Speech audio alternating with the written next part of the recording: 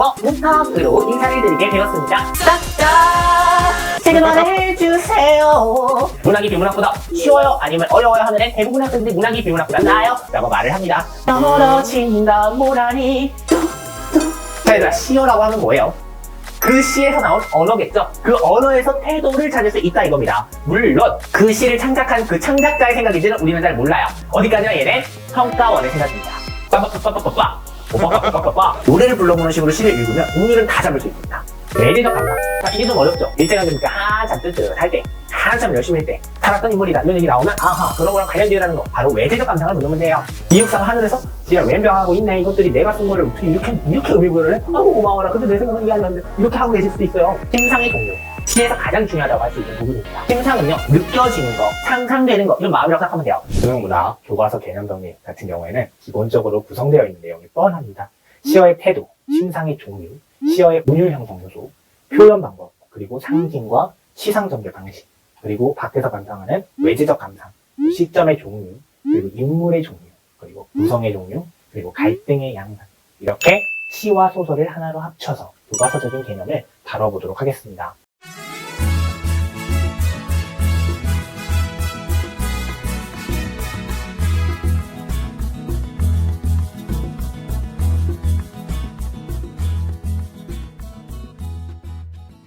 얘들아 안녕! 상영회의 이상혁 선생님입니다. 오늘은 여러분들과 함께 수능국어 문학으로 인사를 드리게 되었습니다. 반가워요 여러분. 자, 싹다 제게 말해주세요.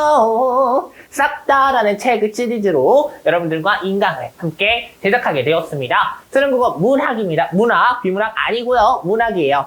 더 쉽죠? 문학이 비문학보다 쉬워요? 아니면 어려워요? 하면은 대부분의 학생들이 문학이 비문학보다 나아요? 라고 말을 합니다. 물론 비문학이 더 쉬운 학생들도 있겠지만 난 그건 모르겠고 아무튼 나는 문학은 쉽다라는 생각을 전제하로 가르치도록 하겠습니다. 자, 문학 오리엔테이션 보고 오셨다는 전제하에 바로 렛츠고 레고 합니다. 자, 문학입니다. 우리 첫 번째로 교과서 개념 정리 시간.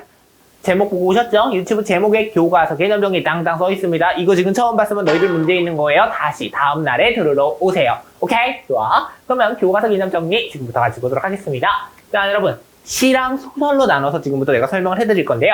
시, 소설 나눴을 때 시에서 기본적으로 우리 가원 씨께서 원하는 거 어김없이 영어 독해와 마찬가지로 가원이가 등장합니다. 가원 씨께서 시, 소설 이거는 알아 라는 거를 테스트한다라는 형식적인 명목이 있다라는 겁니다. 그래서 시 따당 해가지고 딱 6개 슬라이드 볼 거고요. 소설 따당 해가지고 딱 5개 슬라이드 볼 겁니다. 무지하게 간단하겠죠? 교과서 개념 정리는 말 그대로 정말 교과서적인 내용만 담고 있으니까 여러분들이 그렇게 힘을 들여서 들을 필요 없고요. 어디서 지금까지 너희들이 초, 중, 고 다니면서 중학교 1, 2, 3 배우고 고등학교 1, 2, 3 배워서 이제 수능 보는 거잖아요. 거기서 안 들어봤을 리 없네. 공부를 하지 않았던 학생들도 안 들었을 리 없는 그런 내용들이니까 집중해서 들으시면 이해가 쉽게 빠르게 될 것입니다. 그래서 여기는 기본적인 1강다운 내용이라고 보시면 돼요. 큰 부담 없이 접근하시면 되겠습니다. 자, 먼저 시어의 태도에 대해서 우리 함께 배워보도록 합시다. 자, 얘들아, 시어라고 하면 뭐예요? 그 시에서 나온 언어겠죠? 그 언어에서 태도를 찾을 수 있다 이겁니다. 물론 그 시를 창작한 그 창작자의 생각인지는 우리는 잘 몰라요. 어디까지나 얘는 평가원의 생각입니다. 오케이? 시어의 태도를 이렇게 했는데 알고 보니 내가 시를 쓴 사람 입장에서 난 이런 거 쓴 적 없습니다. 이런 의도에서 말한 거 아닙니다. 이런 적도 빈번하게 있었잖아요. 그렇기 때문에 일단은 근데 우리는 수능을 보는 평가원이 출제한 수능을 보는 세대이기 때문에 시어의 태도 너희들이 구분할 줄 알아야 되겠습니다. 오케이? 좋습니다. 그러면 보겠습니다. 뽀뽀.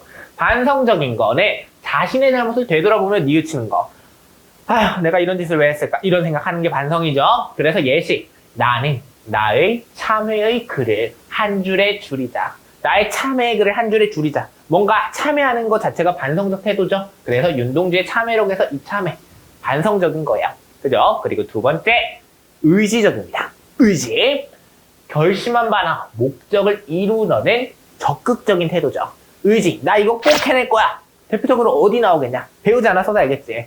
현대시니까 현대잖아요. 물론 고전 논문도 포함되지만 현대시라고 이게 쳤으면 나 독립을 위해 싸울 거야.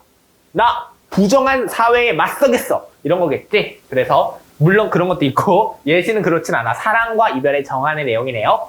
님 향한 일편단심이야. 고칠 줄이 있으랴. 내가 여러분들을 향한 일편단심이야. 고칠 줄이 있으랴. 너희들을 향한 일편단심. 나는 변함이 없을 것입니다. 앞으로도 쭉. 영원토록 forever. 박팽년에 였고요. 들어봤죠? 님 향한 일편단심이야. 고칠 줄이 있으랴. 들어보셨죠? 네, 다음으로 넘어가겠습니다. 다음은 비판적입니다. 비판적인 건 대상의 잘못을 지적하는 거예요. 이거 문제 있어. 잘못을 지적하여 좋고 나쁨 12, 옳고 그름을 밝히려는 태도예요. 오타가 조금 많네. 이해해주세요.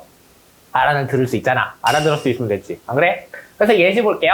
문전의 옥토는 어찌 되고 쪽박의 신세가 웬 말인가? 이거는 작자 미상의 R이랑 타령이에요. 얘네 딱 봐도 작자가 미상이라는 거네. 서의민, 그러니까 일반 평민일 가능성이 높아요. 문전의 옥토는 어찌 되고 쪽박의 신세가 웬 말인가? 문전의 옥토는 어떻게 된 거야? 그리고 쪽박 신세 타령하는 거. 그러니까 얘는 그 현실에 대한 비판인 거지. 이런 부조리한 현실에 대한 비판을 한 겁니다. 오케이? 좋아. 다음은 예찬정. 대상의 장점을 높이 평가하여 찬양하는 거예요. 예찬은 처음 들어봤을 학생들도 있을 겁니다. 단어 뜻을 명확하게 몰랐어도 지금 알면 되니까 괜찮아요. 대상의 장점, 뭔가 그 장점에 대해서 더 부각을 시켜주면서 찬양하는 거예요. 이건 너무 좋아! 라고 이렇게 매기하는 겁니다. 님이요. 당신은 100번이나 단련한 금결입니다. 당신에 대해서 100번이나 단련한 금결이라고 말할 정도면 어마무시하게 그 사람을 찬양하는 거지. 거의 종교야. 신봉하는 거나 다름없어. 한용운의 찬송. 딱 봐도 찬송이라니까 예찬적인 느낌이 들죠. 오케이? 좋아요. 그러면 다음으로 넘어가서 이번에는 달관적인 거 보겠습니다. 달관적인 건 말 그대로 달달한 관점에서 보는 거예요. 그러면 얘는 뭘까? 세속을 벗어난 듯. 뭔가 약간 세속에서는 벗어난 거예요. 그러니까 현실 세계에서는 좀 벗어난 듯. 사소한 일에 얽매이지 않는 태도. 그냥 받아들이는 거야. 뭔가 힘든 일이 닥쳐도 달관적 태도를 일관한다 그러면 내가 만약에 헤어졌어요. 여자친구랑. 그랬는데 달관적 태도. 괜찮아. 뭐 이런 생각한다든지. 내가 차였는데 나도 차려고 이라든지. 이런 생각하면 달관적인 건 아닙니다. 달관적인 건 괜찮아. 그냥 괜찮아로 끝나는 거야. 뭐 별거 있어? 세상에 널리는 게 반이 남자고 여잔데 이런 얘기 하는 겁니다. 그래서 달관적인 건 이런 거예요. 물론 내가 말한 건 좀 비극적인 내용이고요. 달관적인 건 주로 좋게 바뀝니다. 태도가. 실제로 좋게 바뀌어요. 지금 아까 내가 말한 건 약간 비꼰 느낌이잖아요. 비꼰 거 아니에요. 나도 여친하고 헤어지면 얼마든지 달관적 태도를 일관할 수 있습니다.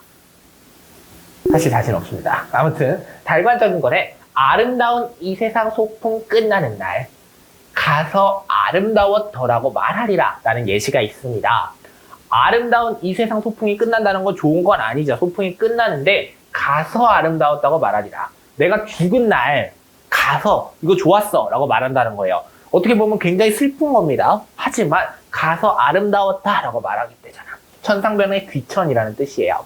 네, 귀천은 직업의 귀천이 어딨어 이런 얘기랑 같은 말입니다. 귀하고 천한 거죠. 아름다운 이 세상 소풍이 끝나는 날, 나 죽는 날 가서 아름다웠다고 말하리라. 죽는 거에 대해서 아름다웠다고 말한다 라고만 말하잖아요. 죽는 거에 대한 두려움 아니고 달관적 태도로 일관한 거죠. 그래서 이런 것도 예시라고 볼 수 있습니다. 다음은 체념적. 달관하고 조금 달라요. 체념은 몰라 이러는 겁니다. 체념은 말 그대로예요. 그래서 현실이나 미래의 상황을 부정적으로 판단하여 희망을 버리고 단념하는 거예요. 얘는 이렇게 하고 정리하는 겁니다. 그래서 본디 내 것이다만 원래 내 것이지만 빼앗긴 것을 어찌하리. 이거는 체념하는 거예요. 빼앗긴 것을 어찌하리. 빼앗긴 걸 다시 되찾자 이러면은 의지죠. 하지만 빼앗긴 것을 어찌하리. 글렀지 뭐. 이미 빼앗긴 거 늦었어 이러고 끝내는 거. 이런 것들은 작자미상의 처용관데 체념하는 것이죠. 오케이? 좋습니다. 다음은 자연 친화적인 것입니다. 자연 친화는 말 그대로 자연하고 친하게 딱 붙어 있는 겁니다. 이 아이는 자연과 더불어 살아가려는 태도예요. 이것도 많이 나옵니다. 시어의 태도에서.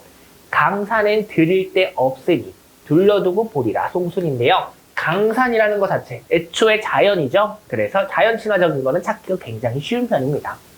오케이? 네. 그러면 시어의 태도를 살펴봤고요. 이번에는 심상의 종류. 시에서 가장 중요하다고 할 수 있는 부분입니다. Why? 심상은요, 느껴지는 거, 상상되는 거, 이런 마음이라고 생각하면 돼요. 느껴져. 마음에서 느껴지고 상상이 가능한 것이라고 보면 됩니다. 그래서 시각적, 청각적, 후각적, 미각적, 촉각적, 공감각적. 공감각적 외에는 다 너희들이 만지고, 보고, 맡고, 듣고, 맛보고 이런 거예요. 오케이? 그래서 그런 내용이라고 보면 돼요. 심상은 너희들이 느끼는 거기 때문에. 오케이? 좋아. 그러면 시각적 심상부터 볼게요. 알아도 들어요. 영어 독해와 마찬가지. 알아도 들어서 나쁠 것은 없다. 시간 낭비 아니다. 내 인강을 시간 낭비라고 욕하는 자들은 다 다른 데에서 시간을 낭비할지어다. 이런 썩을 놈들아. 그런 놈들은 없어야 됩니다. 자, 시각적 심상은요. 형태 묘사나 색채어 등을 사용하여 눈으로 보는 듯한 느낌을 주는 심상입니다. 그러면 눈으로 보는 느낌. 뭔가 시어. 왜? 시는요. 일단 눈으로 보지만 글을 보는 거잖아요. 근데 그림 내지는 사진, 실제 상황 이런 걸 보는 느낌이 들면 시각적 심상이에요. 그래서 모란이 뚝뚝 떨어져 버린 날. 떨어진다 모란이 뚝뚝 이렇게 모란이 뚝뚝 떨어져 버린 날. 이것도 시각적 심상이죠. 뚝뚝 떨어지는 거 느낌이 오죠. 뚝뚝뚝. 오케이? 이렇게 생각하면 되고요. 다음은 청각적 심상입니다. 청각적인 건 귀로 듣는 듯한 느낌적인 느낌이 드는 것이죠. 그래서 얘는 서리 까마귀 우지짓고 짖는 느낌, 그리고 지나가는 초라한 지붕. 지나가는 초라한 지붕. 초라한 지붕이 지나간다. 얘는 약간 시각적 심상 같기도 해요. 하지만 우지짓고가 여기서 중요해요. 청각적 심상의 예시로서. 다음은 세 번째입니다. 후각적 심상. 냄새 맡는 거죠? 그죠? 코로 냄새를 맡는 듯한 느낌을 주는 심상입니다. 약간 이거는 좀 많지 흔하지는 않아요. 왜? 냄새를 맡게 하는 거는 좀 그러니까 뻔하지. 뭐 꽃향기 좋아. 내지는 DDONG 냄새 극혐. 이런 것들이겠죠. 그래서 여기서는 좋은 예시로 드러났어요. 매화향기. 홀로 아득하니. 매화향기만 너무 아득하게 난다라는 거잖아요. 향기라고 말하면서 매화향 너희들 맡아본 적 있어요? 모르겠지만 아무튼 뭔가 황홀해 보이고 좋아 보여요. 네. 그 다음은 미각적 심상입니다. 미각적 심상은요. 혀로 맛을 보는 듯한 느낌을 주는 심상을 이야기합니다. 그래서 얘는 맛을 보는 느낌이잖아요. 집집 끼니마다 봄을 씹고 사는 마을. 봄을 씹는다니까 뭔가 나쁜 것 같진 않아요. 근데 만약에 봄이 아니라 여러분 그냥 여러분들이 유추하는 거야. 이거는 여러분들의 유추력을 테스트하는 겁니다. 봄이 아니라 겨울이에요. 자, 겨울이면 씹고 사는 마을 하면 좋은 것 같아요? 나쁠 것 같아요? 뭐 좋다고 생각할 수도 있고요. 하지만 겨울은 주로 곡식 안 나오고요. 보릿고개가 들어있는 계절이고요. 추워서 농사 못 짓고요. 휴경하는 기간이고요. 전반적으로 여름, 봄을 기다리면서 기존에 따왔던 거를 먹는 시간이죠. 그러니까 좋게 보면은 어떻게 보면은 열심히 일해서 풍요롭게 배짱이처럼 사는 걸 수도 있지만, 그러니까 쉬면서 배짱이처럼 살 수도 있지만, 겨울은 주로 각박하고 차가운 느낌이 들잖아요. 뭔 소리인지 알아요? 그렇기 때문에 얘들아, 겨울이라고 하면은 겨울을 씹고 사는 마을 하면은 미각적으로 굉장히 맛을 못 느끼는, 뭔가 굉장히 가난하게 사는, 궁핍하게 사는 느낌이 들어요. 하지만 집집끼리마다 봄을 씹고 사는 마을이라고 하면 봄을 씹는다니까 뭔가 맛있는 걸 먹는 느낌이 들어요. 굉장히 그런 생각을 하시면 됩니다. 무슨 말인지 알겠죠? 다음은 촉각적 심상입니다, 여러분. 촉각적인 거 만지는 거죠. 굉장히 흔합니다. 피부에 닿는 듯한 느낌을 주는 심상으로 꽃 포화로와 같이 부드러운 고양이의 털에, 자, 고양이 털 너희들 만져봤으면 알겠지만 무지막지하게 부드러워요. 그리고 무지막지하게 부드러움을 넘어서서 결국은 날아다니면서 고양이 털 알레르기 있는 사람들한테 피해를 입히죠. 털이 날아다닐 정도로 부드러워요. 그거를 느낌을 주는 거예요. 이게 촉각적 심상인 겁니다. 오케이? 그 다음은 공감각적 심상. 시에서는 공감각적 심상이라는 게 있습니다. 얘네들은 다 너희들이 만지고 보고 느끼는 건데 얘만 다르다고 했지. 하나의 감각을 다른 종류의 감각으로 전이시키는 거예요. 전이. 이거는 좀 개념적으로 정확하게 알아둘 필요가 있어요. 공감각적 심상은 너희들이 모르는 건 아니에요. 그 용어는 계속 듣기 때문에 알아요. 하지만 전이하여 이런 사전의적 정의는 모르니까 한번 이참에 보시자고요. 전이하여 표현하는 심상입니다. 즉, 2개 이상의 감각이 결합하여 나타나는 심상이에요. 그러면 볼게요. 얘는 이 심상 5개를 배웠잖아요. 이 심상 중에 2개가 한 시어에 들어있으면 긴 거예요. 오케이? 그러면 볼게요. 자욱한 풀벌레 소리 발길로 차며라 그랬잖아요. 풀벌레의 소리를 발길로 찬대요. 찬다는 거는 어떤 느낌입니까? 촉각적인 거죠. 피부에 닿는 듯한 느낌. 팍. 차는 거니까 거칠게 차는 느낌이 들죠. 팍. 오케이?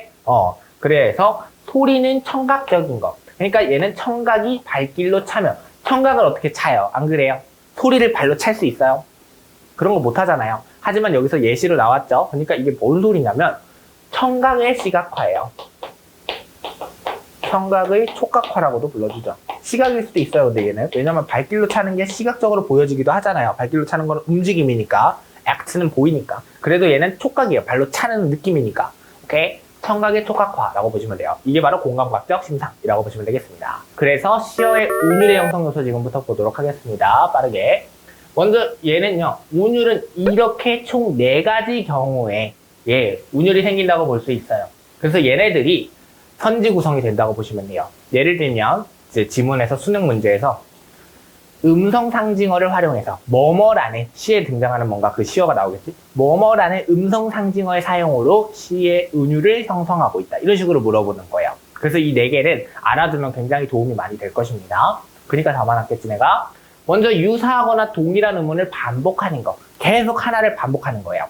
특정 음운을 반복하여 운율을 형성하는 것을 이야기합니다. 그래서 얘는 갈래갈래 갈린 길. 갈래갈래 갈린 길. 뭔가 약간 그죠? 반복되는 느낌이 들어요. 길이라도. 이거 길도 나오고, 갈래갈래 갈린 길. 이것도 마찬가지인 거죠. 약간 노래 같잖아. 갈래갈래 갈린 길.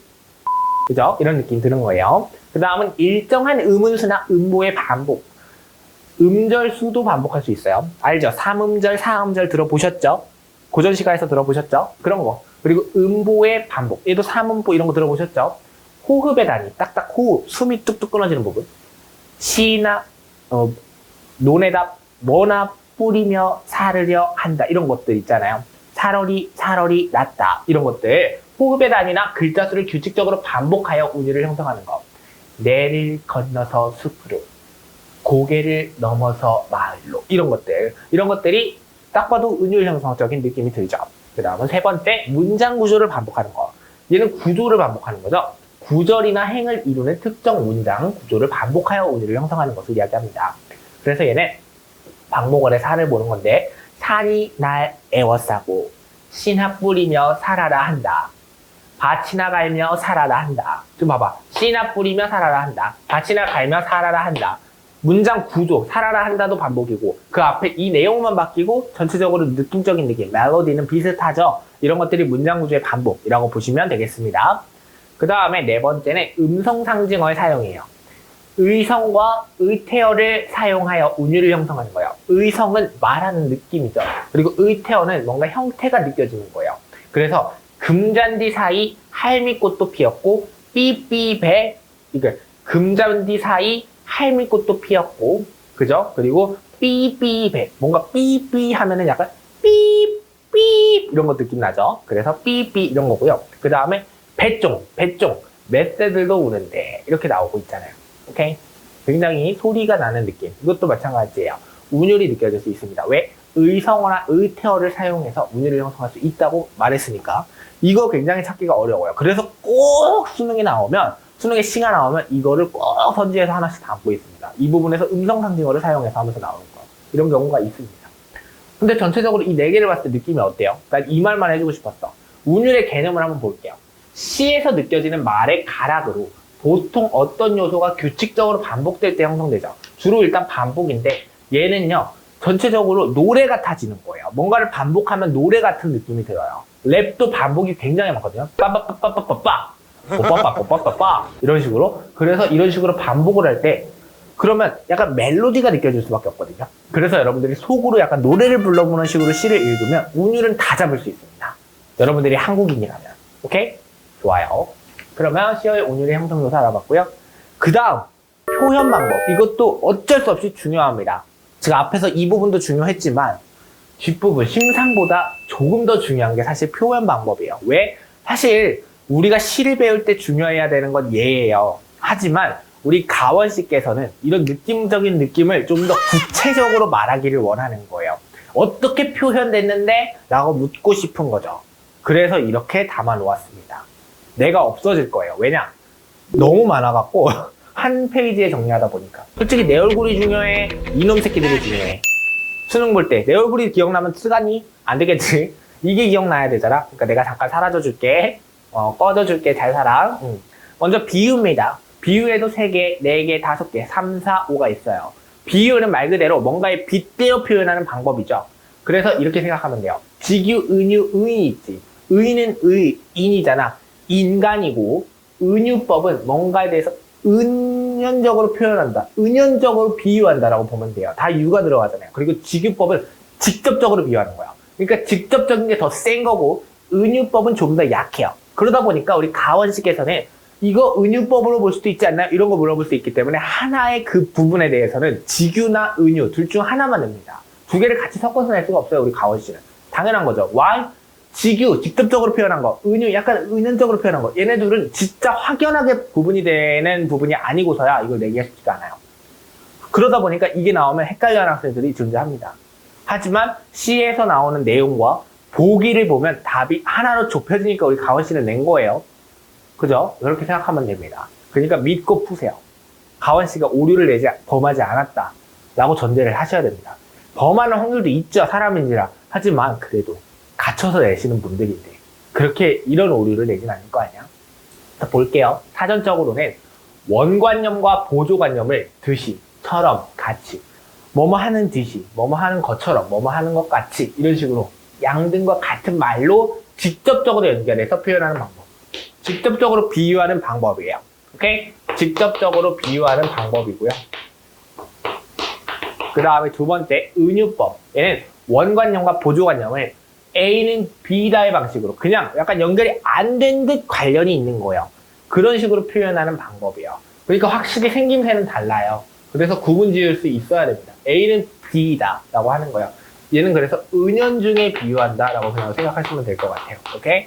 좋아. 그 다음에 세 번째 사람이죠. 의인법. 사람이 아닌 사물이나 관념을 사람처럼 표현하는 거. 죽은 놈들을 살리는 겁니다. 오케이? 얘는 그래서 사람같이 비유하는 거예요. 사람으로 비유한다. 생각하시면 됩니다. 오케이? 뭐 딱히 비유는 어려움이 없었습니다. 두 번째는 강조. 얘는 세게. 그 시에서 말하고자 하는 말을 더 세게 말하고 싶은 거죠. 그럴 때 사용합니다. 그래서 과장법, 반복법, 영탄법, 점충법이 있죠. 과장은 말 그대로 팡! 엎드리는 거고, 반복은 반복. 똑같은 말 계속 반복하는 거고, 영탄법은 약간 영탄, 처음 들어봤을 수도 있고, 들어봤는데 정확한 개념을 모를 수도 있어요. 그래서 이 개념을 정확하게 아셔야 돼요. 제일 길잖아요. 말로 표현하기가 힘들어요. 영탄법은 약간 탄복하는 거예요. 뭔가 약간 감탄할 때 그 탄이거든요. 그래서 영탄법은 약간 그런 거를 사용해서 내 감정을 펑 나타내고 싶은 거예요. 뭐 느낌표 이런 거 사용할 수도 있고요.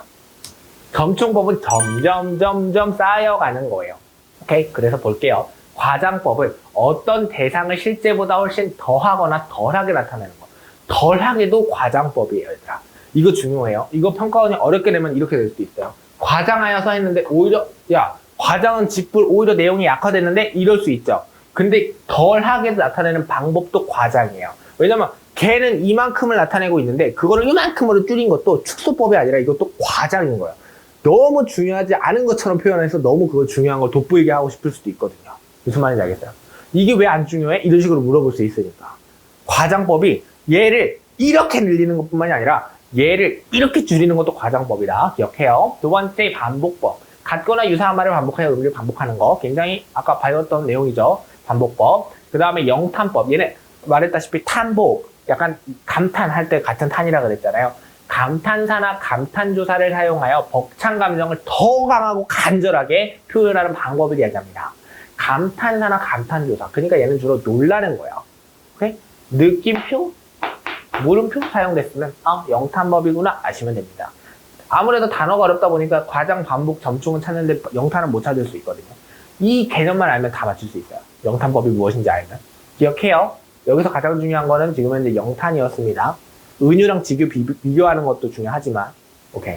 그 다음에 점충법은 대상에 대한 표현 강도를 점자 1단계, 2단계, 3단계, 4단계 이런 식으로 높여가는 방법입니다. 오케이? 좋아요. 이 정도만 알면 되고요. 다음은 변화입니다. 뭔가가 바뀔 때 이거를 사용합니다 라는 것이죠. 변화는 반어, 역설, 설이, 대고, 도치. 뭔가 약간 더 단어가 역설, 설이라는 점에서 좀 어려운 단어들이 있어 보입니다. 하지만 어렵지 않아요. 내가 말하면 쉬워집니다. magic, magic을 느낄 수 있어요. 내 수업을 듣다 보면. 오케이? 좋아. 단어법. 얘는 표현 효과를 높이기 위해 겉으로 표현한 내용과 실제 말하고자 하는 속 내용을 서로 반대로 표현하는 거예요. 내가 말하고자 하는 거를 이 새끼 나쁜 새끼라고 말하고 싶은데 이 새끼 참 좋은 새끼라고 말하는 거예요. 이게 반어법이에요. 참 참 좋은 새끼 이런 느낌이 든다면 이거 착한 새끼라고 말하는 거예요? 나쁜 새끼예요? 나쁜 새끼잖아요. 이런 식으로 반어법을 해서 변화를 주는 방법도 있고요. 그러니까 약간 내용에서 변화를 주는 거예요. 약간 새롭잖아. 신선하잖아. 그치? 그런 느낌 주는 거. 그 다음은 역설법입니다. 얘는 겉으로는 명백히 못 쓴대요. 말이 안 돼요. 겉으로는. 하지만 그 속에 중요한 진리나 진실을 담아 표현하는 거. 얘는 속에 숨겨져 있는 거예요. 얘는 그러니까 굉장히 숨겨져 있는 속뜻이 있습니다. 얘는 속뜻이 있어요. 속뜻이 있으면 역설법이구나. 반대로 말해서 표현하는 거구나. 이거를 아시면 되는 거예요. 무슨 말인지 알겠어요? 내가 좀 가까워졌다. 좀 다시 뒤로. 가까워지는 거. 역설법은요. 오히려 예상 외에도 약간 생각하지 못했던 말들이 나오는 거예요. 속뜻이 있는 거. 속뜻이 있어요. 그러니까 겉으로 봤을 때 이해가 절대 될 수 없어요. 그냥 그 글만 읽어서는 이해할 수 없어요. 전체 분위기적 상황 아니면 그 글 내용을 속뜻을 이해하려고 접근을 해야만 볼 수 있어요. 변화된 거는 이렇게 찾으면 되는 거예요. 오케이? 역설법, 영탄법 많이 나옵니다. 수능에서. 그 다음은 서리법입니다. 서리법은요. 역설법하고 뭔가 약간 비슷하지만 얘는 영탄법하고 약간 비슷하지만 얘는 궁금한 거예요. 궁금한 겁니다. 그래서 서리법은 쉽게 판단할 수 있는 사실을 의문의 형식으로 표현한 거예요. 그냥 쉽게 찾을 수 있는 거. 도대체 왜 공기가 나쁠까? 왜 미세먼지가 심할까? 이런 것들 있죠. 이런 식으로 판단할 수 있는 사실을 물어보는 거예요. 이런 식으로 의문의 형식으로 표현하여 독자 스스로 판단하게 하는 겁니다. 답을 알고 있어요. 하지만 궁금한 척 물어보는 거. 별거 아닌 거 물어볼 수 있잖아요. 이런 것들입니다. 오케이? 좋아. 다음은 대구법입니다. 지금 어려운 단어 많이 나와요. 영탄법 좀 어려웠고, 은유법 지규랑 비교하기 어려웠죠. 여기선 좀 많이 나와요. 반어는 반대 언어 같고, 역설이죠. 일단 첫 번째 어려운 게.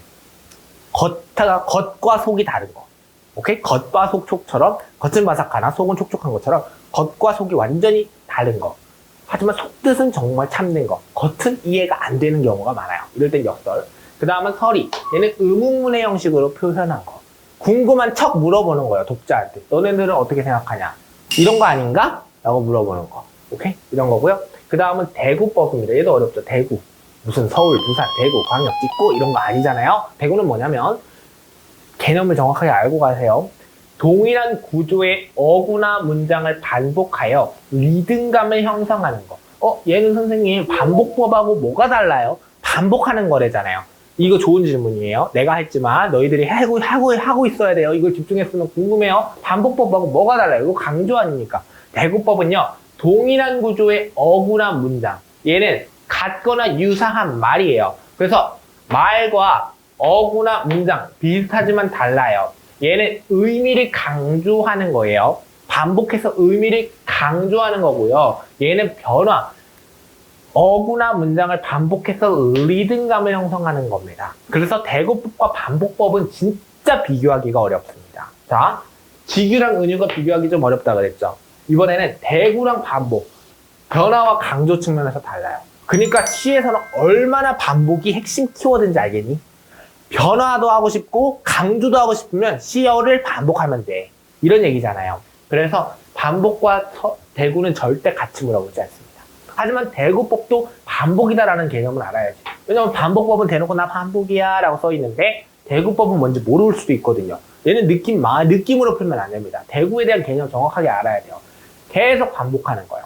대굴대굴 구른다 생각하면 돼요. 대굴대굴 반복하는 거라고 생각하시면 되겠습니다. 좋아.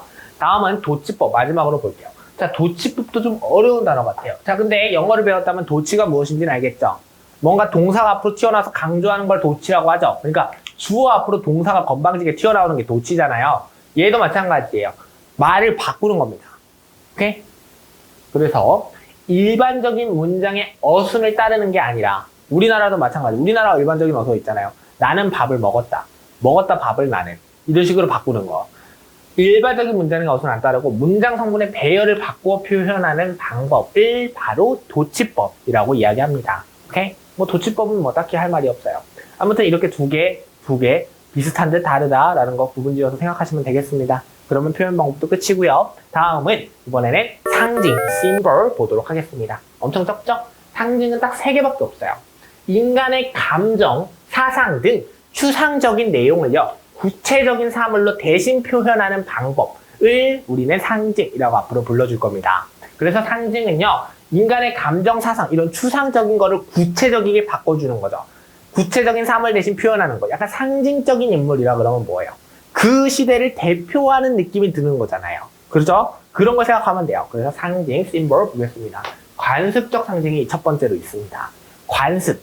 뭔가 내려오는 방식인 거죠. 뭐 예를 들면 한국인들은 새해 복 많이 받으세요 인사하는 거. 이것도 관습인 거예요. 같은 공동체의 사람들끼리 오랜 세월 동안 계속해서 사용했기 때문에 보편적 의미로 정립된 것을 이야기합니다. 예를 들면 온돌 문화도 마찬가지. 이런 식으로 상징적인 게 있는 거예요. 오케이? 좋아. 그리고 두 번째는 개인적 상징. 개인. 이거는 개인이야. personal. 작가가 작품 안에서 독창적으로 만들어낸 창조적이고 문학적인 상징인 거예요. 네. 그 다음은 세 번째, 원형적 상징. 약간 원형은요, 말 그대로예요. 원래의 형태라고 생각하시면 됩니다. 네. 그래서 인류의 오랜 역사 속에서 형성되어 인류에게 유사한 정서나 의미를 불러일으키는 상징. 예를 들면, 사람 죽이면 벌 받는다. 사람 죽이면 안 된다. 당연한 거지만 이것도 상징인 거예요. 무슨 말인지 알겠죠? 사람 죽이는 건 나쁜 짓. 당연한 거예요. 이게 바로 상징입니다. 딱히 뭐 가르칠 내용이 없습니다. 상징에는. 그러면 바로 시상전개 방식으로 넘어가도록 하겠습니다. 자, 시상전개 방식은요. 총 5개, 별이 5개가 있습니다. 5개는 시상전개 방식으로서 시간의 흐름, 시간, 공간, 이동, 시공간, 그리고 선경후정 뭔지 알려줄 거예요. 기승전결, 기승전결 있는 거. 결말이죠. 딱 봐도 결. 기는 일어나기 시작하는 부분. 그 다음은 수미상관, 수감, 대가리, 미가 꼬리미예요. 그래가지고 수미상관, 수미가 상관이 있대요. 수미 선생님께서 상관이 있대요. 이런 식으로 그냥 뭔 말을 했는지 모르겠네. 아무튼 개소리 좀 짓거렸고요. 시에 나타난 시인의 생각이나 관념을 배열하여 시의 구조를 만드는 것을 우리는 앞으로 시상전개 방식이라고 불러주면 됩니다. 시상전개 방식에 대해서는 그냥 이 정도 개념을 갖고 있다라는 정도만 아시면 돼요. 그래서 시간의 흐름 먼저 볼게요. 그냥 말 그대로예요. 시간이나 계절의 흐름에 따라 시상을 전개하는 방식. 아유, 볼 것도 없어. 넘어가. 그냥 시간의 흐름은 시간이 바뀌는 데다, 그러니까 봄, 여름, 가을, 겨울 하면은 시간의 흐름이 되는 거고, 공간의 이동은 장소나 장면, 시선의 이동에 따라 시상을 전개하는 방식이에요. 이거는 배우는 내용들이 의외로 지금 현재 시에 나타난이라고 배웠지만 소설에서도 드러날 수 있는 부분입니다. 그래서 뒤쪽으로 와서 후반부에 있는 거예요. 공간의 이동은 공간이 바뀌는 거. 내가 집에 있다가 마트로 장을 보러 가는 내용. 이런 식으로 해서 공간의 이동. 공간. 집에서 할 수 있는 일이 있고, 공간. 일터에서 할 수 있는 일이 있잖아. 그래서 공간의 이동도 나올 수 있고요. 다음은 선경, 후정도 나올 수 있습니다. 선경. 선 앞에서는요, 경치에 대해서 얘기하고요. 후, 뒤에서는요, 정에 대해서 얘기하는 거예요. 그러면 앞에서 경치에 대해서 얘기하고 그 경치에 뭔가 빗댈 수 있겠죠. 우리 앞에서 배웠던 거 뭐가 있었습니까? 자연하고 관련된 거. 아, 그 밑에 있었잖아. 자연 친화적인 거 있죠? 이게 이때 많이 쓰입니다. 선경후정할 때. 자연하고 친해. 자연하고 관련을 지어갖고 내 감정을 표현하는 거예요. 겨울에 나무, 그러니까 잎이 다 떨어진 나무와 같구나 하면은 쓸쓸한 거고요.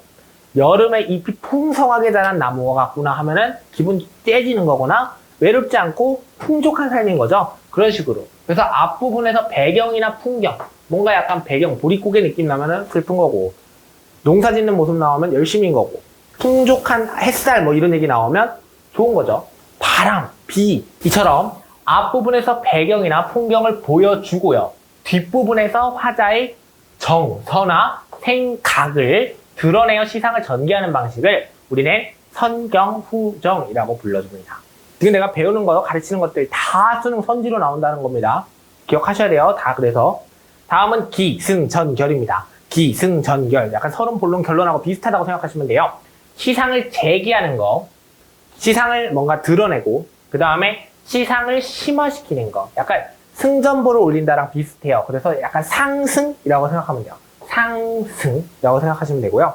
그 다음에 시상을 전환. 뭔가 전환을 시키는 거예요. 뭔가 약간 시상을 제기한 다음에 걔를 심화시키죠. 그 다음에 걔를 확 뒤집어 버려요. 그 다음에 시상의 집약. 결론이에요, 이게. 시상을 집약하는 거예요. 그래서 시상을 전개하는 방식이 시상을 제기하고 시상을 심화시킨 다음에 시상을 확 뒤집어 버린 다음에 시상의 집약. 걔를 묶어요. 믹스 해가지고 쫙쫙 꾹꾹 눌러 담는 거 이런 것들을 기승전결이라고 불러줍니다. 그래서 기승전결의 방식을 활용하여 하면은 약간 시상에 대한 내용적인 개념을 생각하시면 돼요. 시상이 나왔을 때 시에서 느껴지는 상상되는 거 이런 것들이 뭔가 약간 갔다가 휙 갔다가 꽝 되면은 기승전결 방식을 사용했다라는 선지가 맞는 게 되는 겁니다. 오케이? 좋습니다. 다음 마지막 수미상관. 얘는 머리랑 꼬리라고 했습니다. 처음과 끝에 동일해요. 처음과 끝이 동일하거나 유사한 내용을 배치하여 시상을 전개하는 겁니다. 수미, 머리와 꼬리가 상관관계가 있습니다. 상관이 있다라고 하면은 수미상관이 되는 것입니다. 무슨 말인지 이해가 되셨죠? 네, 좋습니다. 그것만 이해하시면 돼요. 오케이. 그러면 이제 외제적 감상. 자, 이게 좀 어렵죠? 외제적 관점은 주로 보기로서 하자는 1930년대 인물로 일제강점기가 한참 뜨뜻할 때, 한참 열심히 할 때 살았던 인물이다. 이런 얘기 나오면 아하, 그런 거랑 관련 지으라는 거. 바로 외제적 감상을 묻는 문제예요. 그래서 외적 준거라고 그러죠. 작품의 소통 맥락이 시인, 그리고 그 시인이 살았던 그때의 사회 문화적 상황, 독자 등 외적인 요소를 고려하여 작품을 감상하는 것을 이야기해요. 좀 어려워요. 보기 문제로 출제되면서 난이도가 있어서 주로 3점짜리 문제로서 출제되고 있죠. 이렇게 3개만 알면 맞출 수 있는 것을 틀릴 겁니까? 맞추셔야죠. 배웁시다. 자, 먼저 표현론적 관점입니다. 표현론적 관점은 뭐냐? 시인이라고 생각하면 돼요. 그 시인이 표현한 거예요.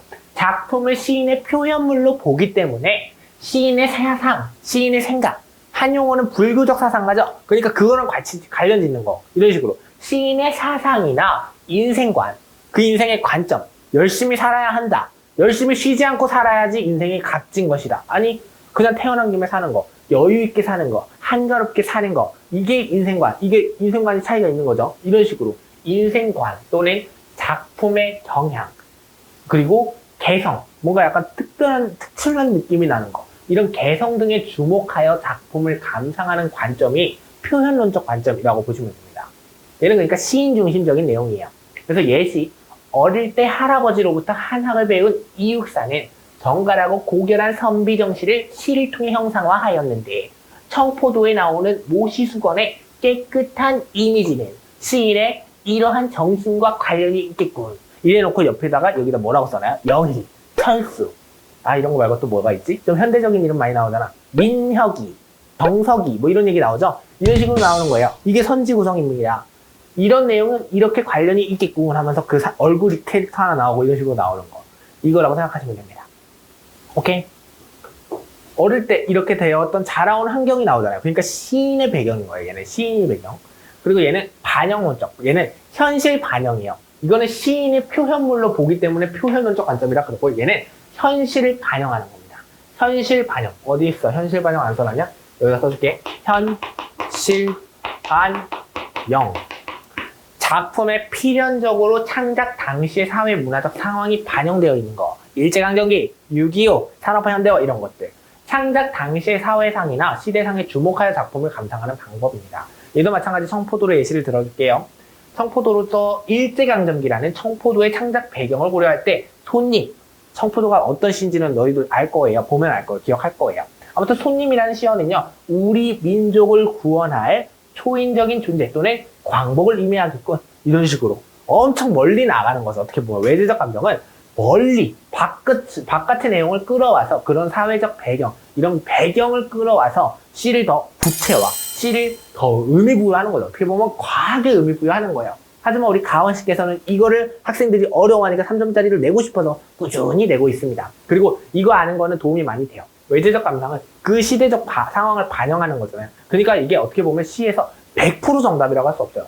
왜냐? 그 시인은 나 이 생각에 이거 쓴 거 아니야. 손님이 그런 뜻 아니었어. 이럴 수 있지만 그건 몰라. 아무튼 이런 내용에서 이렇게 볼 수도 있겠군. 의미하겠군이잖아요. 그 애가 문제지. 이 애시를 든 그 선지가 문제죠. 만약에 그 사람이 아니라고 하늘에서 노하고 있다면 이런 생각하시면 됩니다. 이육사가 하늘에서 지랄 웬병하고 있네. 이것들이 내가 쓴 거를 어떻게 이렇게 의미부여를 해? 아이고 고마워라. 근데 내 생각은 이게 아니었는데 이렇게 하고 계실 수도 있어요. 아직 우리는 죽어본 적이 없으니까 그 사람하고 만나본 적은 없지만 아무튼 이럴 수도 있다라고 생각하시면 돼요. 마지막은 효용론적 관점. 효용은 뭔가 약간 효용, 쓸모가 있는 거, 이 정도로 생각하시면 돼요. 효용은 약간 그런 뜻이거든요. 그래서 이렇게 생각하시면 돼요. 얘는 독자 중심인 겁니다. 시인 중심, 현실, 얘는 상황 중심, 얘는 독자 중심인 건데요. 작품을 독자가 어떻게 받아들이는가를 중시해요. 그러니까 얘는 그냥 느끼는 감정입니다. 효용은 말 그대로죠. 내가 말했잖아요. 약간 편의를 본다 그랬잖아요. 그러니까 내가 그냥 받아들이는 느낌. 사실 시의 취지는 그 사람의 내용을 이해하는 거예요. 아닙니다. 시의 취지는 너희들이 그걸 읽고 감성적으로 뭔가 터치가 되는 거예요. 오케이? 이런 것들을 이런 것들을 보는 거. 사실 어떻게 보면 이게 진정한 거죠. 하지만 문제를 선지를 하나만 구성할 수는 없으니까 다 섞을 수밖에 없죠. 그러니까 평가원 의도대로 볼 수밖에 없다고요. 오케이? 아휴, 슬프다. 현실이 참 슬프지만 어쩌겠어요. 열심히 하면은 어떻게 보면 더 쉬운 거예요. 얘는 더 어려워요. 너희들이 느낀 감정을 글로 표현해라 그러면 얼마나 어려울 거예요.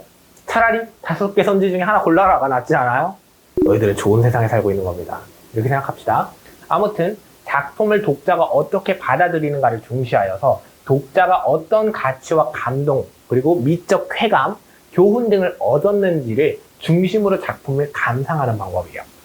그러니까 누군가를 중시하여 독자가 어떤 가치와 감정, 그러니까 얘는 독자 중심이라 그랬잖아요. 그러니까 독자의 mind, 독자의 생각, 이런 것들이 가장 one of the best인 겁니다. 오케이? 좋아.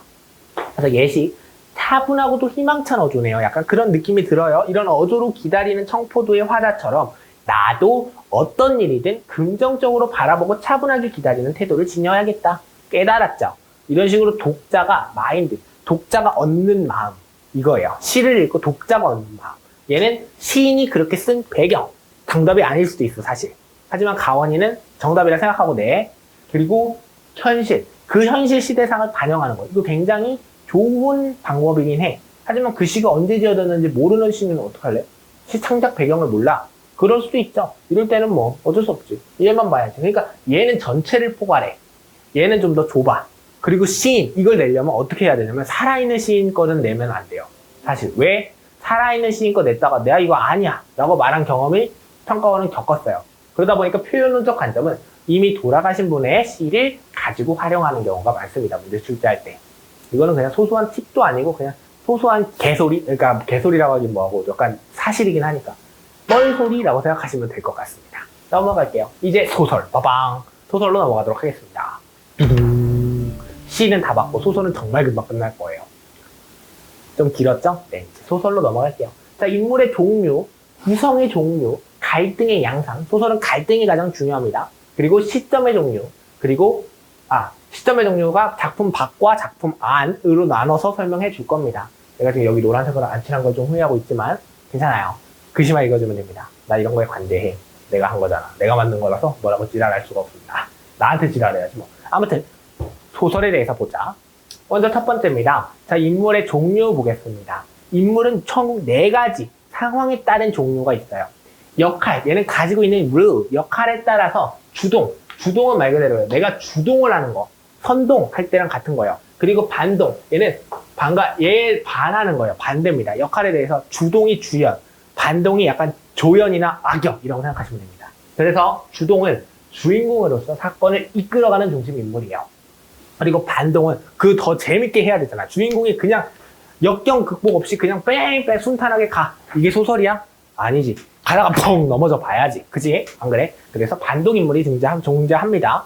이때는 주동 인물에 맞서는 인물로서 주동 인물과 갈등 관계를 형성하는 인물을 이야기합니다. 오케이? 다음은 두 번째입니다. 중요도, 중요한 거에 따라서. 그러니까 주연, 조연이 중요도에 따라서 나온 거라고 보면 돼요. 중심 인물, 여기서는 중심 인물이 주연, 그리고 주변 인물이 조연이라고 보시면 됩니다. 그래서 중심 인물은 주동 인물, 반동 인물 등 사건 전개의 핵심 역할을 하는 인물이에요. 그래서 반동 인물이 주변 인물이다 하면 틀린 겁니다. 반동 인물도 주연입니다. 왜? 주요 갈등을 계속 부딪히잖아, 주동 인물하고. 그렇기 때문에 비중이 굉장히 많잖아요. 주연하고 조연의 구분 비중을 생각했을 때 구분이 어떻게 돼요? 악역도 주연일 수 있어요. 악역이라고 그 주인공을 빛내주는 거라서 조연으로 볼 수도 있지만 비중으로 봤을 땐 주연이에요. 이런 식으로 생각하면 됩니다. 그래서 중심은 이런 핵심 역할을 하는 인물을 얘기하고요. 주변 인물은 그냥 잠깐 들러리 취급받는 놈들이에요. 예를 들면 나랑 영희의 사랑 이야기야. 철수와 영희의 사랑 이야기인데 영희의 시아버지, 영희의 아버지가 등장하는 거. 그러니까 장인어른이 등장하는 거. 이런 거 주변 인물이죠. 사건 전개의 핵심적인 역할을 하지는 않아요. 그런 주변의 인물들을 이야기하는 거예요. 오케이. 다음은 집단의 대표성. 집단에서 대표를 하냐, 그 집단을 대표하느냐. 예를 들면 탐관오리를 표현하고 싶어갖고 탐관오리랑 관련된 인물 하나를 땅 등장시켜요. 이런 것들. 이게 전형적인 인물이고요. 개성적 인물은 세상에 존재할까 싶은 내용이 드는 인물이에요. 그래서 전형적 인물은 어떤 계층이나 집단의 공통적인 속성을 드러내는 인물을 이야기합니다. 어떤 계층이나 집단의 공통적인 특징. 그러니까 탐관오리. 딱 탐관오리 하면 못된 놈 같잖아요. 그래서 이름도 이 나쁜 놈. 이런 식으로 이름을 지어놓는 거예요. 그런 식으로 하는 것을 전형적 인물이라고 보는 거고요. 개성적 인물은 박시전에서 말 같지도 않은 짓을 하던가, 홍길동전에서 홍길동처럼 말 같지도 않은 짓들을 하는 거. 이게 개성적 인물이에요. 얘는 다른 인물과 고별되는 독특한 성격을 지닌 인물. 비범하거나 아니면 그냥 평범을 넘어서서 뭔가 아래서 태어났거나 이런 게 개성적인 있는 인물이에요. 그래서 전형적인 건 말 그대로 전형적인 우리 같은 사람들이고요. 개성적인 건 뭔가 내 얼굴처럼 개성 있는 사람들이에요. 근데 내 얼굴처럼 개성 있는 사람이라고 해서 개성적 인물이냐? 아니요. 다른 인물과 구별되는 독특한 특성을 가져야죠. 내가 그런 독특한 특성이 있습니까? 딱히 없죠? 없어 난. 아무튼 성격 변화로 넘어갈게요. 너희들은 있나요? 없어요. 사람들은 다 전형적 인물입니다. 여러분들이 개성을 갖고 있으면 좋겠죠. 네. 사회는 개성적인 인물이 외로울 수도 있지만 어떻게 보면 성공할 가능성이 더 높다고 생각해요, 나는. 아무튼 TMI 남발했고 성격 변화. 이번에는 성격이 바뀌느냐 나쁘냐.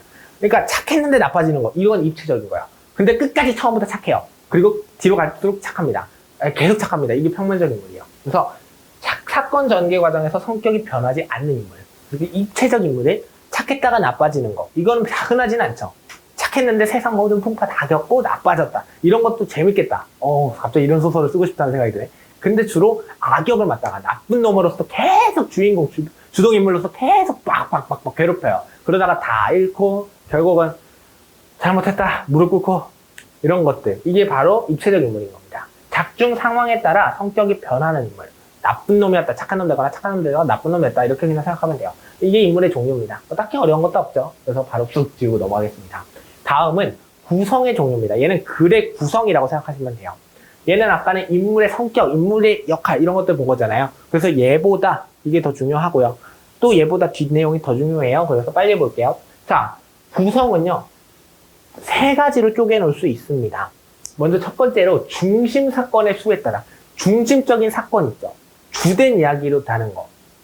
그 중심 사건의 수에 따라 이게 하나의 구성이냐, 단일 구성이냐, 복합 구성이냐로 나눌 수 있는데 단일은 하나로 만들어지는 거예요. 근데 복합은 여러 이슈들, 여러 사건들이 좌좌좌 계속 이어지는 거예요. 주로 복합 구성이 더 재밌겠죠. 생동감 있고, 그쵸? 단일 구성은 그냥 단순하게 딱 기승전결하고 끝나는 거잖아요. 단 하나의 중심 사건만으로 이야기가 전개되는 구성으로 단편 소설이 이런 구성입니다. 같은 단이고요. 복합 구성, 믹스되어 있는 거죠. 둘 이상의 중심 사건이 얽히면서 복잡하게 진행되는 구성으로 장편 소설의 일반적인 구성이라고 생각하면 돼요. 그래서 대부분 우리나라 현대 소설은 복합 구성이 많습니다. 물론 단편 소설도 있지만. 그리고 우리 드라마는 모든 드라마가 복합 드라마입니다. Why? 복합은요, 프로 이렇게 나오잖아요. 부잣집 동네에 나오고, 부자 말고 가난하거나 평범한 집안 나오죠. 이게 두 가지죠. 이 두 가지를 가지고 중심 사건을 나열하잖아요. 이게 바로 복합 구성이에요. 그래서 드라마는 다 복합 구성입니다. 단일 구성하잖아? 재미 오지게 없을 거예요. 네. 그러다 보니까 단일 구성하면은 3회차, 4회차 내지는 이렇게 끝나버리는 경우가 많죠. 이것도 TMI. 아무튼 그런 구성하면은 단일. 한 내용, 하나의 사건밖에 없어. 그러니까 얘는 사건의 수잖아. 사건에 따라서 보는 거니까 쉬워. 그 다음 두 번째. 사건의 진행 순서에 따라서. 얘는 순서입니다. 먼저 평면적 구성이 무엇이냐? 평면적인 건 그냥 평면, 일자, 이렇게 종이, 2D죠, 2D. 그래서 얘는 시간의 순서에 따라 그냥 순차적으로 진행되는 거예요. 그래서 순행적 구성이라고도 합니다. 다시 같은 말로 순행적 구성이라고도 얘기를 한다라고 기억합시다. 다음은 입체적 구성. 얘는요, 순행하고 반대잖아요. 평면은 2D, 입체는 3D잖아. 그래서 얘는 역순행이라고도 불러줍니다. 역행이라고는 안 해요. 역순행, 순행의 반대다라고 말하는 거예요. 역순행이라고도 불러줘요. 그래서 얘는 현재에서 과거로 갔다가 다시 현재로 돌아오는 것처럼 과거와 현재가 서로 교차되는 구성이에요. 현재로 갔다가 과거로 가는 건 내용 순서가 맞지 않죠. 내가 2020년을 얘기하다가 갑자기 2008년에 있었던 일을 얘기한다? 이러면 과거로 간 거예요. 이게 바로 입체적 구성, 역순행적 구성인 겁니다. 다음은 사건, 같은 것은 사건인데 얘는 순서였다면 얘는 형태입니다. 형태, 생김새. 어떤 생김새? 얘는 그 전체를 그냥 네모로 만들었을 때 그 네모가 어떻게 되느냐라고 보시면 돼요. 그래서 네모를 그려줄게. 첫 번째 액자식 구성은요. 많이 들어봤죠? 액자 역할을 하는 외부 이야기 속에 외부 이야기가 먼저 있어. 이게 외부 이야기야. 그 안에 작품의 주제와 관련된 내부 이야기, 관련이 있어야 돼. 관련된 내부 이야기가 드러나는 거. 이게 바로 액자식 구성이에요. 액자같이 생겼죠? 네, 그렇게 생각하면 되고요. 두 번째는 피카레스크식 구성입니다. 피카레스크가 뭐야? 처음 들어봤을 분들 많을 거예요. 옴니버스는 좀 들어본 것 같아요. 근데 피카레스크는 잘 못 들어봤을 것 같습니다. 얘는요, 독립된 이야기가 각각 있어요. 전혀 달라요. 내용이 전혀 이어지지 않아요. 하지만 각각 동일 인물은 등장해요. 그래서 각기 다른 사건을 경험하면서 주제를 드러내는 구성이에요. 그러니까 어떻게 보면 글이 독립이 되어 있는데 주인공이 같아요. 이런 내용이에요. 글 내용은 얘는 A고 얘는 A 다시고 얘는 B 다시인데 이런 식으로 섞는 거가 바로 피카레스크식 구성입니다. 아직까지 수능에서 이 피카레스크식 구성이라는 용어는 사용된 적이 없지만 우리는 구성의 종류를 다 배워야 되니까 알려주는 겁니다. 그리고 조금 어려웠을 때 너희들 남들 다 틀릴 때 이거 알면 맞출 수 있겠잖아. 이 단어 안 나올 수 있지 않아요. 왜? 교과서 개념 정리잖아요. 딱 고등교육, 그러니까 고등이 아니지. 중등교육이 중고등을 다 통칭한 거고 대학교가 고등교육이거든요, 여러분. 중등교육까지 해서 피카레스크식 구성은 배우고 가야 되는 내용이라고 나와요. 그래서 교과서 개념 정리에 들어있는 겁니다. 다음은, 그러니까 알아두면 좋겠지.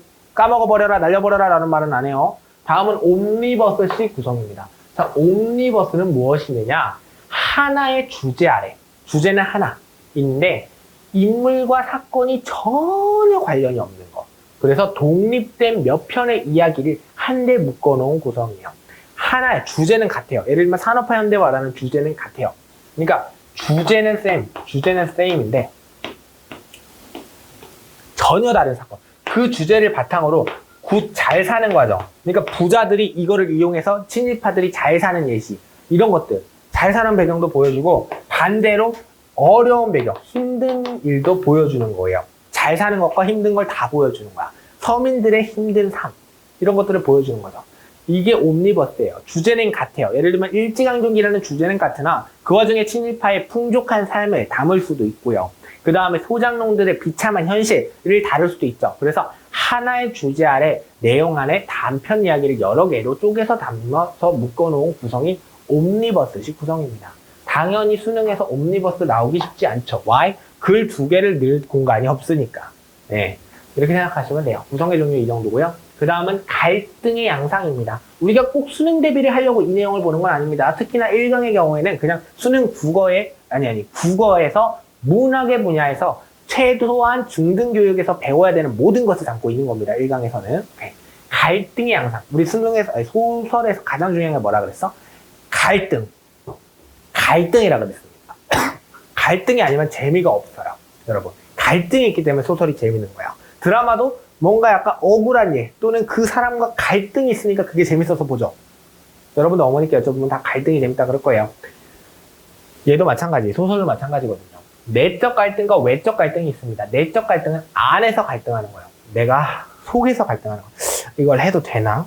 하면 안 되나? 이거 바로 내적 갈등이에요. 한 인물의 내면적 갈등. 한 인물의 마음속에서 여러 욕구나 감정이 대립되면서 발생하는 갈등이고요. 그 다음은 외적 갈등. 얘는 나랑 제3자랑 싸우는 거예요. 인물과 인물의 갈등이 있고요. 첫 번째로. 그래서 인물과 인물 사이에서 나랑 가치관, 성격이나 달라가지고 싸우는 거예요.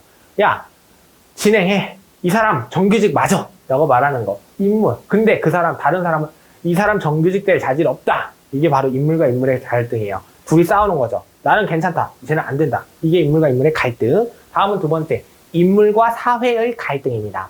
인물과 사회죠. 사회. 소셜이에요. 인물과 사회의 갈등을 인물이 자신이 속한 사회의 관습이나 윤리, 제도 등과 충돌하는 거예요. 인물과 사회는 주로 이런 내용입니다. 우리가 기억하면 그 김강사와 T교수라는 게 2021학년도에서 EBS 수능특강에 나왔던 걸로 기억하는데요. 그 내용을 봤을 때 부조리한 현실과 싸우는 거예요. 이 현실에 안주하고 그냥 딸랑딸랑 하면서 살면 행복할 수는 있는데 딸랑딸랑 안 하고 저항하면 좀 불행하겠지만 마음은 또 떳떳하고 이런 식으로 인물과 사회의 갈등, 이게 바로 인물과 사회의 갈등이에요. 그러니까 인물과 사회의 갈등은 주로 부조리한 현실하고 대응하는 거예요. 그러다 보니까 얘는 내면적 갈등하고 이어지는 경우도 꽤나 많습니다. 네, 무슨 소리인지 알겠지? 그 다음은 인물과 운명, destiny. You are my destiny. destiny와 관련을 짓는 거예요. 인물과 운명의 갈등은 인물이 자신에게 주어진 운명적 상황, 내한테 정해진 거, 나는 죽을 운명이야. 아니면 이거 좀 많이 갖고 나는 역경을 겪어야 돼, 풍파 겪어야 돼, 이런 운명이 있는데 그거랑 저항하는 거야. 나는 이 운명에 저항할 거야. 나는 이럴 수 없어. 예를 들면 이런 것들이죠. 그래서 흔히 홍길동전에 들면 쉬워요. 홍길동전은 서자로 태어났죠. 그건 운명이에요. 정해진 운명입니다. 그러다 보니까 서러움을 어쩔 수 없이 겪고 살아요. 하지만 그거를 해결하려고 대결을 하죠. 지속적으로 나는 계속 싸워요. 사회의 부조리함을 빡빡. 지가 부조리함을 서자로서 겪었잖아요. 서자로 태어난 게 지 잘못은 아니잖아요. 그 부조리함을, 그냥 다른 부조리함을 해결함으로써 푸는 거. 이게 바로 인물과 운명의 갈등에서 해결해가는 과정이잖아. 그래서 이런 예시를 생각하면 되고요. 다음은 인물과 자연의 관점, 갈등입니다. 얘는 인물이 자연재해를 겪거나 거대한 자연에 도전하면서 발생하는 갈등. 이런 것들도 나올 수 있어요. 흔하진 않지만 있습니다. 오케이. 다음은 시점의 종류입니다. 마지막이에요. 2개 슬라이드만 보면 끝입니다. 작품 안과 작품 밖 본다 그랬죠? 작품 안에서는요, 밖에서 보는 게 아니기 때문에 3인칭이 뭐예요? 여러분들 마인크래프트 해보셨나요? 1인칭 관점은 어때요? 내가 그 장면을 보는 것처럼 화면이 나오고 3인칭 관점은 어때요? 그 사람을 내가 뒤에서 지켜보죠. 뭔지 알아요? 사진 봤어? 사진 나왔죠? 이런 식으로 1인칭과 3인칭은 다르죠. 근데 작품 안에서만 나오는 건 내가 안에서 눈탱알로 보는 거예요. 그렇기 때문에 1인칭밖에 없습니다. 작품 안에서 숫자는 1인칭. 그래서 1인칭 주인공 시점과 얘는 주인공 그리고 관찰자 시점이 있습니다. 그러니까 주동인물 내지는 조연, 이런 관찰자. 관찰자는 그 주인공의 행동을 옆에서 지켜보는 거죠. 이런 식으로 볼 수 있습니다. 네, 주인공은요, 서술자 나가 작품 속 주인공으로 등장하여 이야기를 전개해 나가는 겁니다. 서술자가 자신의 이야기를 직접 전달함으로 주인공의 내면 세계를 표현하는 데 효과적이죠. 당연하죠. 내 기분은 좋았다, 내 기분 나빴다. 얘는 제 기분 아마 이 상황에 나빴을 거야. 이런 얘기하는 거잖아요. 그러다 보니까 얘는 내면 세계를 표현하는 데 효과적이고요. 독자에게 친근감, 약간 나라 그러니까 친근감과 신뢰감, 약간 일기처럼 쓰는 거. 친근감과 신뢰감을 당연히 줄 수 있겠죠. 나에 대한 모든 감정을 소설에 녹여놓을 수 있으니까. 다음은 관찰자입니다. 관찰자는 그 주인공의 생각만큼은 못 가겠죠. 하지만 더 좋은 점이 있으니까 소설에서 쓰겠죠. 읽어볼게요. 더 길어요. 작품 내부의 주변 인물인 나가 주인공을 관찰하여 이야기를 전달하는 거. 얘도 마찬가지로 나예요. 그러다 보니까 헷갈립니다. 하지만 그 소설에서 그 사람이 주연이냐 조연이냐 라고 생각하면 이해가 쉬울 겁니다. 저 관찰자인 나의 시선으로 그 주인공의 속을 들여다보기 때문에 한계가 있죠. 그래서 작품의 긴장감을 조정할 수 있어요. 얘 기분이 좋을까? 이 상황에? 아마 나쁘지 않을까? 이런 식으로. 얘는 나빴다라 그러니까 그냥 나빴구나. 하지만 얘는 나쁘지 않을까 하면 그러게 좋을 수도 있을 것 같은데 이런 생각 들잖아. 이게 바로 긴장감이에요. 그래서 긴장감을 조정할 수 있어요. 그리고 서술자의 눈에 비치는 세계만 다를 수 있기 때문에 인물의 심리과학, 속마음 있죠. 속마음을 숨기고 나 기분 진짜 오늘 안 좋은데 엄청 좋아 라고 말하고 다니는 거. 이런 것들 속마음. 사실 기분 안 좋은데 좋은 척했다. 주인공 시점에서 말할 수 있죠. 하지만 여기서 제 기분 되게 좋아 보인다 라고 그냥 말하고 끝날 수 있잖아. 그러다 보니까 인물의 심리 파악 측면에서는 좀 어려움이 있다. 이게 오히려 더 재밌게 만들 수 있을 때 1인칭 관찰자 시점을 소설에서 많이 활용하는 편입니다. 네, 다음으로 넘어가서 작품 밖의 서술자 보겠습니다. 작품 밖은요 3인칭, 2개 다 3인칭이라고 보면 돼요. 작품 밖에서 보는 거죠. 그래서 얘는 전지적 작가 시점, 전지전능하신 하나님이라는 말 들어보셨나요? 전지전능하신 분이라고 하면은 모든 걸 다 할 수 있는 사람이에요. 그래서 작가가 쓴 사람으로서 모든 걸 다 할 수 있는 거죠. 그 글 내용을 어떻게 전개하든. 그러다 보니까 얘는 작품 밖에 있는 서술자죠. 작가가 작품 밖에 있으니까 그 작품 밖에 있는 서술자가 전지전능한 신처럼 인물의 행동과 대화는 물론 심리까지 서술하는 거예요. 얘는 멀리서 지켜보면서 하나님이 우리를 보듯이 막 이런 식으로 내가 종교를 믿진 않지만 아무튼 그런 거 이라고 생각하면 돼요. 대화는 물론 심리까지 서술하는 시점입니다. 얘는 서술자가 인물의 삶의 모습을 총체적으로 드러낼 수 있어요.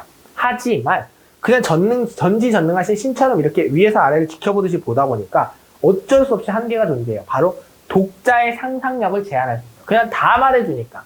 그냥 내용을 보는 거예요. 그냥 그 사람을 CCTV로 지켜보는 것에 불과한 거죠. 그러다 보니까 조금 재미가 없을 수 있어요. 이렇게 생각하면 되고요. 다음은 작가 관찰자 시점이에요. 작가를 관찰하는 거 이런 식으로 생각하면 돼요. 많이 나온 적은 없습니다. 얘는 작품 밖의 서술자가 인물의 행동이나 사건을 객관적으로 그려서 전달하는 시점이에요. 작품 밖에 있는 서술자가 인물의 행동이나 사건을 객관적으로 그려서 전달하는 시점. 밖에서. 그러니까 얘는 작가는 아닌 거죠. 오케이? 서술자가 사건을 해설이나 평가 없이 있는 그대로. 얘는 해설을 해요. 얘는 그러니까 해설을 합니다. 하지만 얘는 해설을 안 한다. 이런 차이에서 얘네 둘을 구분할 수 있겠죠. 그래서 독자의 상상력 자극할 수 있어요. 해설을 안 하기 때문에. 하나하나 다 뜯어보지 않기 때문에. 그냥 보이는 것만 얘도 보기 때문에. 얘는 작가니까 작가는 마음이 들잖아요. 내 마음에서 그거 쓴 거잖아요. 그러다 보니까 작가는 그 등장인물의 속마음까지 지들이 생각하고 쓰겠죠. 하지만 작가 관찰자는 그 작가를 또 관찰하는 느낌이라고 보면 돼요. 오케이? 그러다 보니까 인물의 내면을 직접적으로 못 보여줍니다. 그러니까 얘는 전지전능, 얘는 주인공이니까 많이 나오고, 얘는 범위가 더 좁고, 얘도 마찬가지 작가니까 많이 나오고, 작가 주변인이라 그러 작가 관찰자라 그러니까 더 좁다라고 이해하시면 되겠습니다. 오케이? 좋습니다. 자, 그러면 이제 우리 수능 문학은 1강 마칠 수 있습니다. 드디어 끝났네요. 아, 생각보다 길었습니다. 1강이다 보니까 어쩔 수 없이 길어졌는데요. 여러분들 양해 부탁드립니다. 알겠죠? 네, 좋아요. 그러면 오늘의 수업을 여기서 마치도록 하겠습니다. 빠이빠이.